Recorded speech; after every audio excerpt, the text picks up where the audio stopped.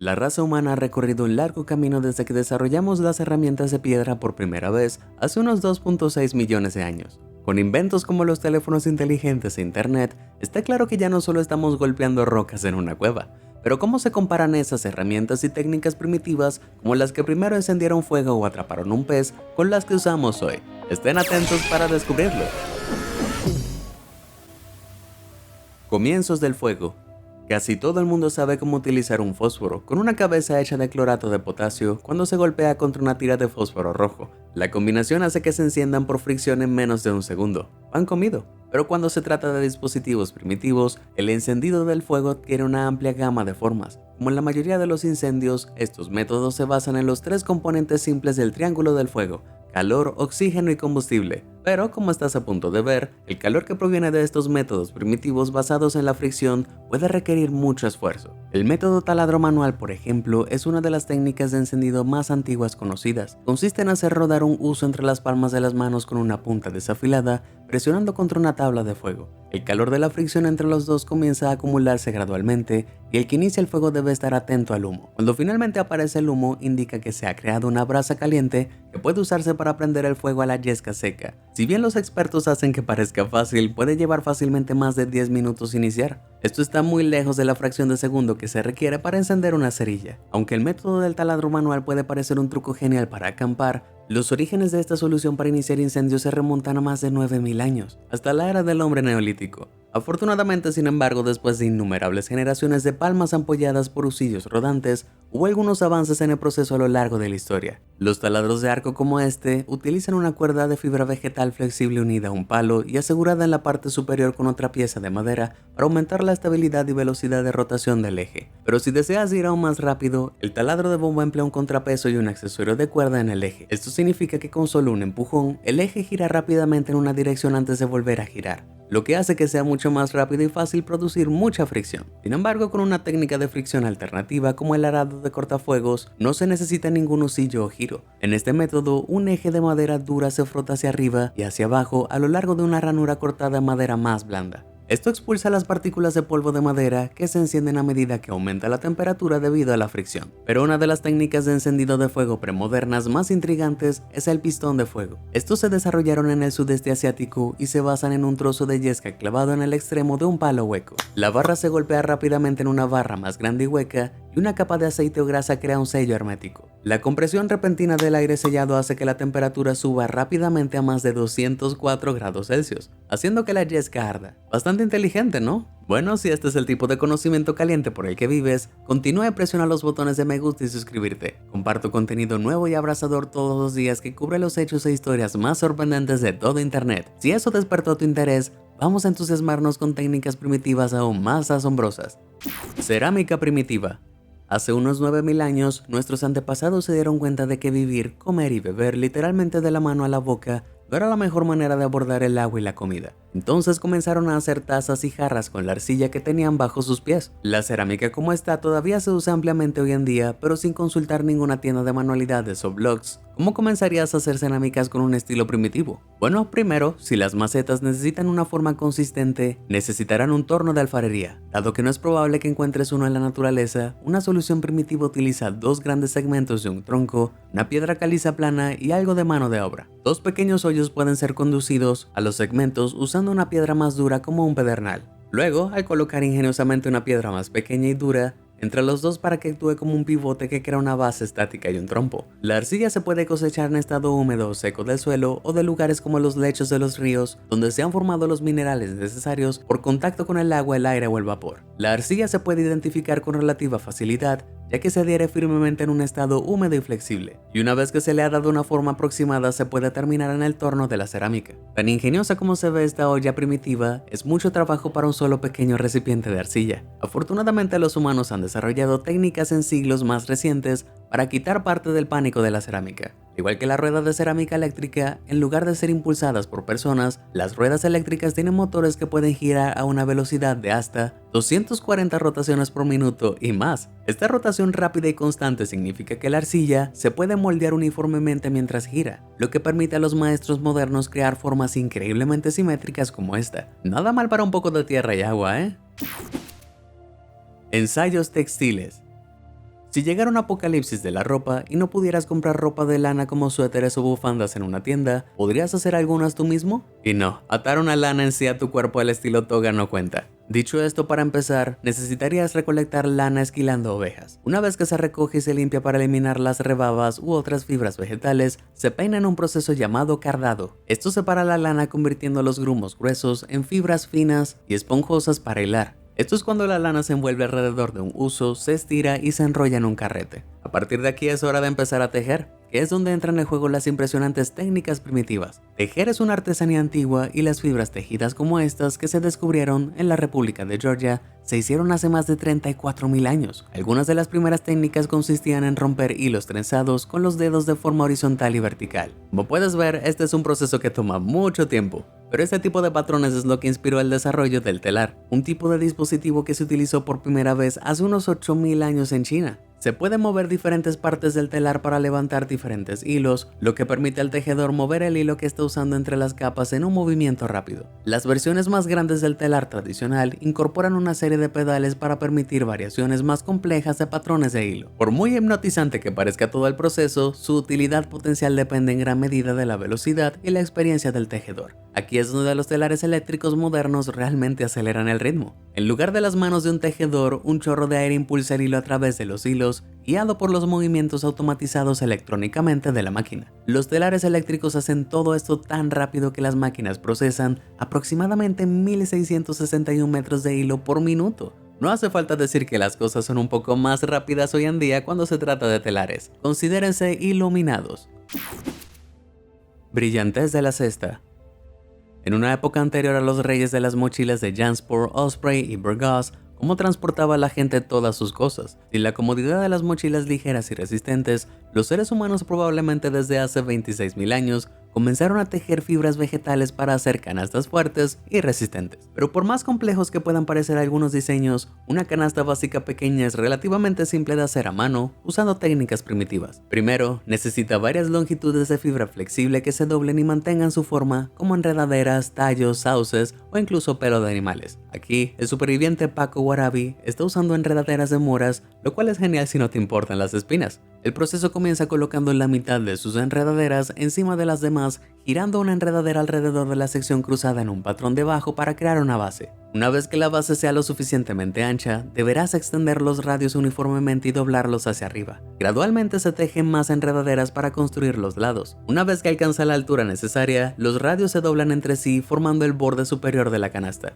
Si bien las cestas como estas se pueden hacer con relativa rapidez, son más adecuadas para recolectar bayas que para grandes tareas. Los modelos más grandes como estas cestas tejidas libanesas tradicionales funcionan con un diseño similar, pero incorporan más capas para una mayor integridad estructural, lo que hace que su construcción sea un poco más larga. Incluso los diseños más intrincados como esta canasta tradicional africana Zulu, tejida a mano con la palma de Ilala, pueden tardar hasta varios meses en crearse. Apuesto a que hay un tejedor cansado al final de ese proceso.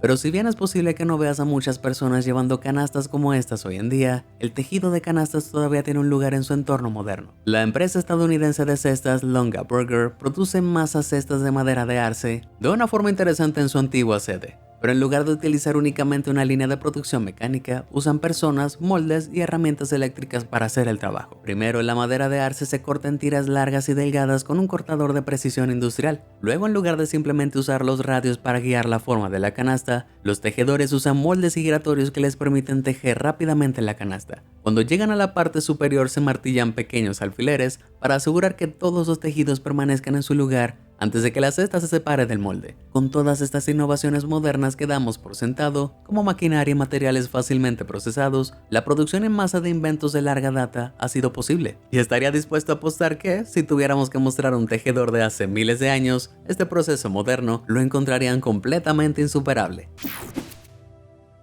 Estilo de pesca.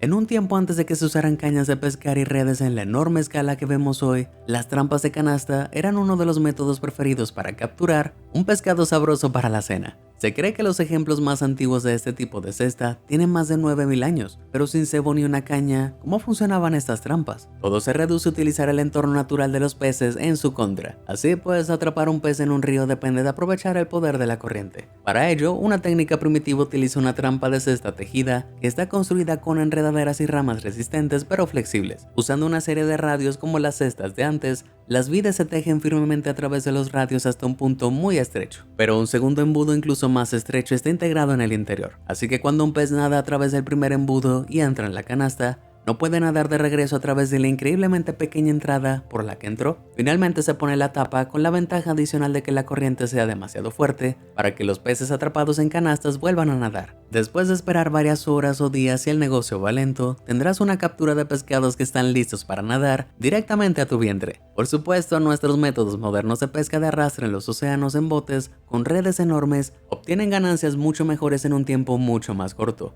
Pero eso sería muy fácil, ¿no? Fanático de filtros.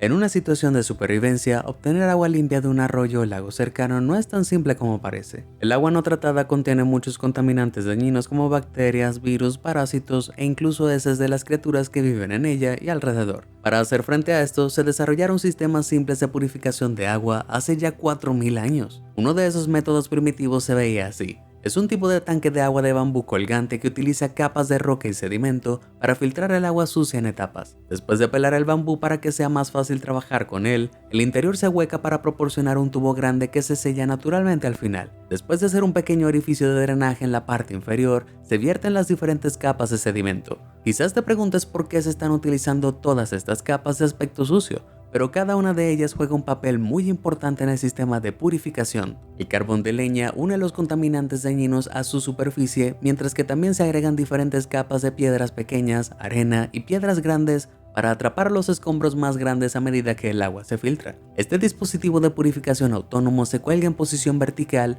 en un trípode antes de verter el agua sucia. El agua fluye gradualmente a través de las capas, goteando al final para proporcionar una hidratación realmente satisfactoria y segura. No hace falta decir que este enfoque es bastante diferente de cómo obtenemos agua limpia en la sociedad moderna. En la mayoría de las naciones, las grandes instalaciones de tratamiento como estas son responsables de las fuentes públicas de agua potable. En la primera etapa se agregan productos químicos al suministro que unen las partículas de suciedad disuelta. Esto se llama coagulación y a medida que las partículas de suciedad cada vez más grandes se vuelven más pesadas, se hunden y se eliminan. Una vez que se completa este proceso de sedimentación, el agua se purifica aún más al filtrarse a través de pantallas de arena, grava y carbón, similar a la técnica primitiva pero mucho más controlada y a una escala mucho mayor. Una vez eliminados todos los virus, bacterias y gérmenes, se agrega un desinfectante final como el cloro para matar cualquier cosa mala que quede. Luego se elimina la mayor parte del cloro y el agua llega a un grifo con una suavidad que dejaría a un ser humano primitivo con la mandíbula floja y los ojos muy abiertos. Dale un vaso de agua a ese tipo. Archivos de cuchillos. En 1991, una momia congelada llamada Otzi, que se había conservado en hielo durante 5300 años, fue encontrada en los Alpes de Otzal. Con él se encontró su fiel cuchillo y otros equipos que revelaron mucho sobre herramientas primitivas. Otzi había formado la hoja de su cuchillo con pedernal, que se compone en fragmentos delgados y afilados cuando se golpea. Con su pieza de pedernal elegida, Otzi usó una robusta herramienta de madera conocida como retocador, formada a partir de una rama de tilo pesada, para dar forma y afilar la hoja en una punta estrecha. La hoja se colocó en un mango de madera de fresno y se unió con un material bastante grisáceo, tendones de animales. Los tendones de los que proviene este tendón generalmente unen el músculo al hueso, lo que los convierte en una fibra natural notablemente fuerte. Con su cuchillo fuertemente atado, Otzi probablemente lo usó como una herramienta confiable e indispensable para cazar animales y defenderse. Pero aquí en 2020 los avances revolucionarios significan que rara vez usamos cuchillas de piedra y tendones de animales para ayudarnos a cortar nuestra cena. El descubrimiento de metales resistentes como el acero ha reemplazado la necesidad de partir piedras en fragmentos con la forja en caliente de metales para hacer cuchillos. En este proceso un cuchillo suele estar hecho de una sola pieza de acero. El artesano pone el acero en un horno hasta que alcanza temperaturas al rojo vivo de hasta 1148 grados Celsius. A medida que se calienta el acero se vuelve maleable y el herrero puede golpearlo para cambiar su forma y golpearlo en una punta larga y plana. Una vez que se enfría, el borde se lija hasta obtener una hoja afilada y un asa se puede fijar hacia el final. Esta es una tecnología moderna de aspecto nítido y durará mucho más que una hoja de pedernal, sin ofender a Otzi por supuesto. Prodigio de arado. Hace unos 12.000 años, los cazadores-recolectores comenzaron a domesticar animales y cultivar plantas, algo que desató el surgimiento de la civilización tal como la conocemos. Y aunque puede que no sea lo primero que se te ocurra, al reflexionar sobre la tecnología humana, el humilde arado fue parte integral del crecimiento de la humanidad. Los arados crean surcos abiertos en el suelo, lo preparan para sembrar o plantar y agitan los nutrientes esenciales en el suelo para cultivos. Cuanto más fácil se puede arar la tierra, más alimentos se pueden cultivar. Los arados primitivos se basaban en animales que tiraban del arado por la tierra usando un arnés rudimentario de madera llamado yugo. En un día, un buey podía arar 4.046 metros cuadrados de tierra, mientras que los caballos especialmente criados como estos podían arar cada uno 5.058 metros cuadrados al día. Pero a principios del siglo XX aparecieron los arados de motor experimentales, o como los conocemos, los tractores, que cambiaron el juego por completo. Diseñados para ofrecer una alta tracción a velocidades lentas, los tractores se convirtieron en las máquinas ideales para labrar la tierra. En una hora, un tractor que usa un arado con 10 cabezas grandes como esta puede limpiar un promedio de 3 hectáreas. Por lo tanto, un agricultor que ara durante una jornada laboral estándar de 8 horas podría potencialmente limpiar 24 hectáreas de tierra. Eso significa que en poco más de una semana, un tractor puede arar la misma cantidad de terreno que cubriría un caballo en todo un año. Sin duda, esta es una forma de desenterrar a un competidor primitivo.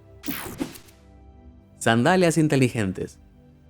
Dependiendo de cómo lo mires, caminar descalzo es un movimiento muy valiente o muy estúpido. En cualquier momento los objetos afilados, los insectos peligrosos y todo tipo de excrementos de animales podrían estar a solo un paso blando de distancia. Pero nuestros antepasados no siempre andaban descalzos. Las sandalias protectoras de fibra vegetal como estas podrían y aún pueden fabricarse rápidamente a mano y solo requieren unos pocos recursos naturales. El proceso comienza encontrando algunas enredaderas flexibles antes de cortar, medir y doblar la forma y el tamaño ásperos del pie del usuario. A continuación se agregan varios radios centrales y se tejen otras enredaderas a su alrededor. Esto crea una base resistente y flexible que no se romperá bajo presión. Se usa una última parra para hacer una correa superior que asegura el pie del usuario en la base y las sandalias están finalmente listas para caminar. Este par de zapatos en particular puede no haber sido necesariamente del mismo estilo que los usados por nuestros antepasados, pero la técnica tiene sus orígenes de hace 12.000 años. Este tipo de calzado de fibra vegetal fue invaluable para evitar que los pies de los ancestros se agitaran o cortaran al transportar cargas pesadas por el bosque.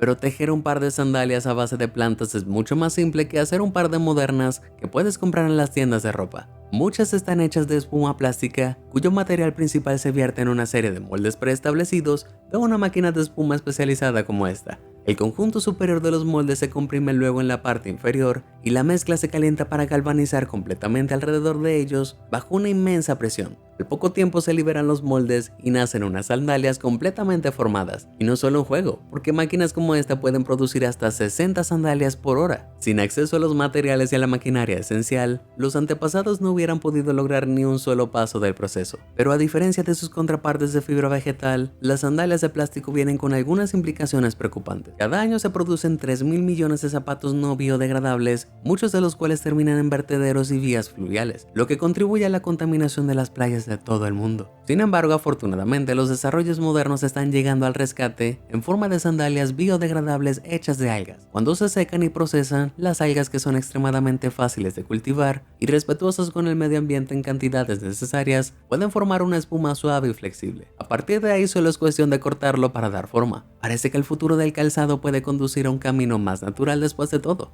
aunque con la ayuda de un procesamiento de muy alta tecnología. Este es un paso en la dirección correcta.